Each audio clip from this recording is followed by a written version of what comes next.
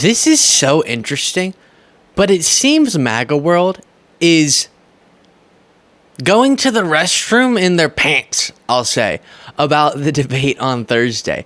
Now, I'm not just saying that because I hope that Trump underperforms and Biden overperforms, but because the behavior we're seeing from these MAGA folks, if you didn't know anything about either candidate, would lead you to believe they're terrified, which, given the, I would describe it as, but you can characterize it however you'd like, the nonsense that they've been pushing about Biden and sort of portraying this caricature of Biden as someone who doesn't know what's going on, is stumbling all over himself constantly, you would think they would be super confident. Trump even, seemingly because he didn't expect Biden to say yes, said anytime, any place, I'll debate Biden. Any rules, I'm good to go because I'm going to crush him no matter what.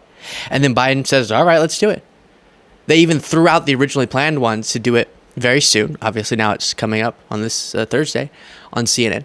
And now there seems to be all of this caveating going on. And also lots of attacks against the moderator, which if you have to rely on attacking the moderator of a debate, not always, but often, that means you are not going to be strong, effective, and compelling enough to stand on your own 2 feet. So you have to give excuses like, oh, well, the moderator was biased. And Karoline Leavitt, something, who is a spokesperson for Trump, went on CNN and immediately started attacking who will be one of the moderators, Jake Tapper. And there's been a whole wave of that.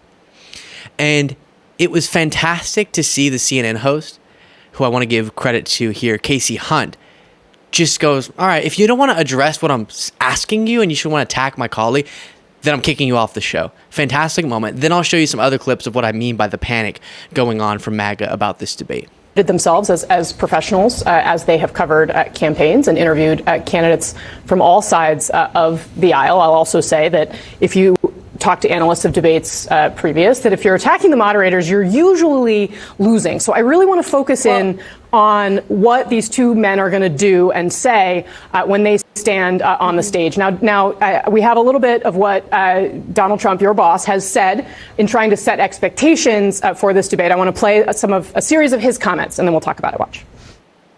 Well, maybe I'm better off losing the debate. I'll make sure he says I'll lose the debate on purpose. Maybe I'll do something like that. I assume he's going to be somebody that will be a worthy debater. Should I be tough and nasty and just say you're the worst president in history, or? I thought Biden couldn't put 2 sentences together, Donald. Should I be nice and calm and let him speak? So he's basically saying there, well, will I let Joe Biden win? It does seem as though many Republicans have set the bar very low in terms of arguing that Joe Biden is basically senile. Now you have people like Doug Burgum coming out and saying, well, President Biden's very accomplished, trying to set expectations in a different place. What do you expect from Joe Biden?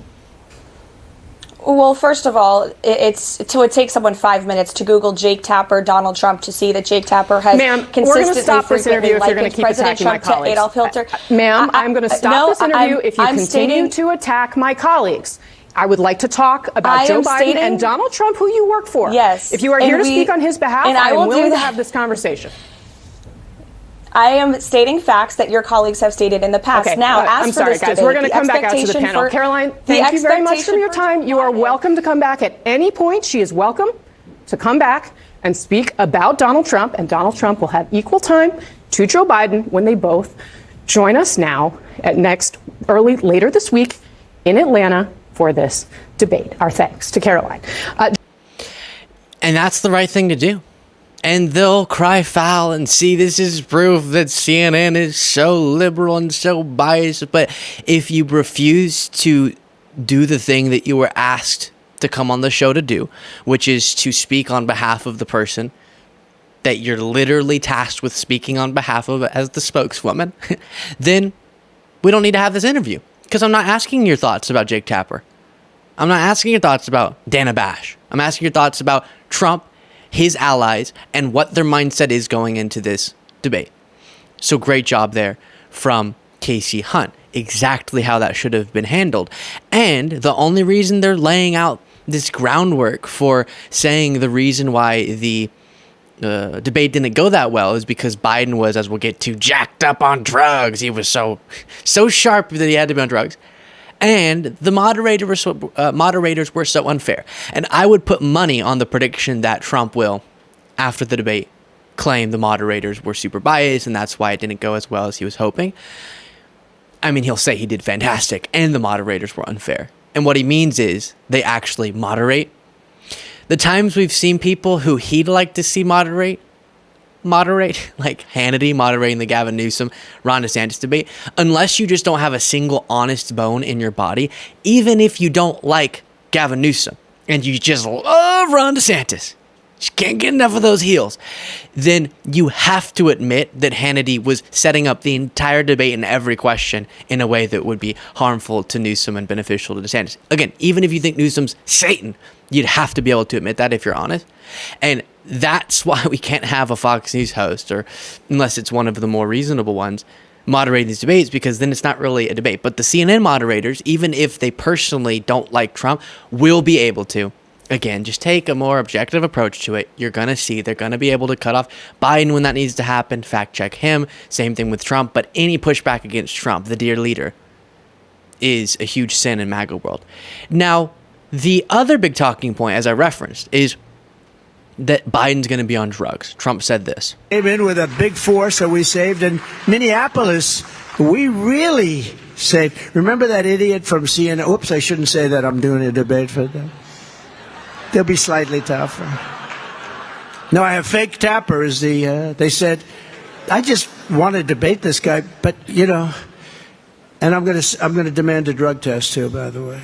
I am. No, I really am. Yeah, and he's been demanding it, but it's not going to happen. And fake Tapper is also something he slipped in there. So you have the moderators are going to be biased.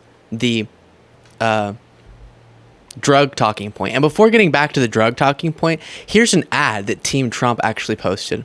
So it takes someone 5 minutes to Google Jake Tapper, Donald Trump, to see that Jake Tapper has consistently, we're going to stop this interview if you're going to keep President attacking my Trump colleagues. This is an activist you're looking on your screen, not a journalist. For tens of millions of our fellow Americans, their long national nightmare is over. What President Trump apparently does find exciting is fomenting fear and doling out falsehoods at a clip that seems dual-purposed to also be a federal employment program for fact-checkers. Both moderators say Trump's Hitler, so the debate will be fair and balanced. If you were to open up a copy of Hitler's Mein Kampf, Donald Trump's language mirrors this directly. Jake Tapper has said publicly, Sean, that Trump is a threat to democracy and has a, quote, disdain for democracy. Never says that about Joe Biden for some reason. He wants to bring the rest of us down with him. These individuals have opinions and have been actively voicing those opinions as directly hostile to one of the candidates. Tapper has ordered his own control room to not show Trump speaking live. The folks in the control room, I don't need to see any more of that.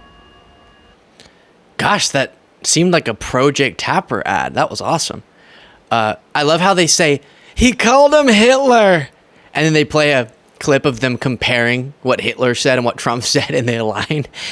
All he's saying is there's some freaky parallels that Trump's doing on purpose. When Trump says poisoning of the blood, you remember his ex-wife saying on the bedside table, he didn't read much, but he did have the Hitler speeches book on his bedside table. Maybe that's where he got the idea to use that terminology to describe migrants, and that's not an accident, and that's also not a negative indictment of Jake Tapper. He's just reporting on what's going on. And also, Jake Tapper has an opinion show. I know he does some straight news reporting and then also has his own opinion show, and just like a lot of these Fox News hosts, yeah, he can give his opinion. But my point is, in his moderation of the debate, judge and see. And they're going to say that he cut off Trump too much or was liberal and terrible, but likely he's going to moderate it just fine. That's what CNN hosts actually can do with the flaws that do exist with CNN. They actually can, when requested, do a more objective approach to an event like this. Many Fox hosts can't. But Chris Wallace, I think he does fine moderating debate. Last time he really got trounced by Trump, but he tried to cut him off, and that's perfectly fine. Donald Trump Jr. responded saying, I'm sure the CNN debate will be fair and unbiased based on all of CNN's actions for the last 8 years. What he means is they dare to report on the horrible things that his father does.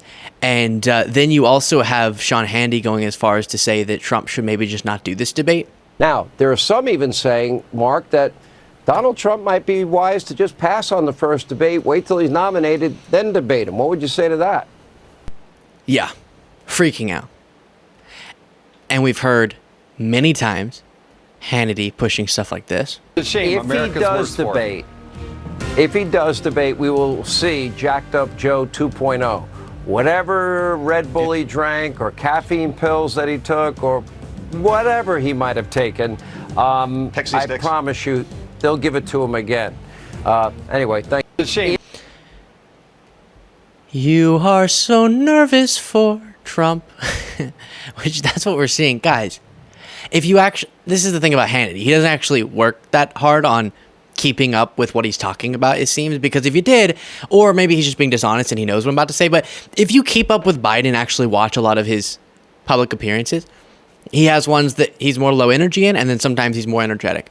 And that's just most people, especially when you're older. That makes sense. And that's not indicative of anything that I've been told by the experts is concerning. And instead, it's just sort of a different times of the day, a different, if you're traveling, maybe you're more tired. But whenever he has an event with a big crowd, he always speaks louder. And that's all Hannity's talking about. He acts like Biden was just a different person at the State of the Union. Again, only would you think that if you exclusively play as he does, dishonestly clipped moments of Biden, few and far between, and then tune in once to a full speech of Biden. Then you would go, whoa, what's happening with Biden? But if you actually keep up with him more, then you go, oh yeah, this is just Biden whenever he knows there's going to be a big audience and he needs to speak effectively and there's nothing suspicious about it. But the fact they're pushing this constantly is proof that they're worried Biden could defeat Trump in this debate. You also have this. As you know, it's been reported that right now Crooked Joe's gone to a log cabin to study, prepare. No, he didn't. He's sleeping now. Because they want to get him good and strong. So a little before debate time, he gets a shot in the ass. And that's... They want to strengthen him up. So he comes out. He'll come out. Okay. I say he'll come out all jacked up, right? All jacked up. If Trump were as sharp as you guys act like he is, and Biden were the character that you portray him to be, you wouldn't need all of this. Genuinely. Because no, there's not some magical drug you stick in your hind cheek and it makes you no longer demented or something. Or makes you just a sharp debater all of a sudden. That's not a thing. And yeah, I hope Biden does drink some coffee. I hope he is resting. Just like any massively important event for any presidential candidate. And the fact that Trump and MAGA is so fixated on this indicates, and I'm hoping it goes the way they're worried it's going to go, which is that Biden mops the floor with Donald Trump's orange face, metaphorically. Let me know what you thought of all that in the comments. If you want to get the extra episode of the show while also supporting the work that we do, you can do so by clicking that join button below.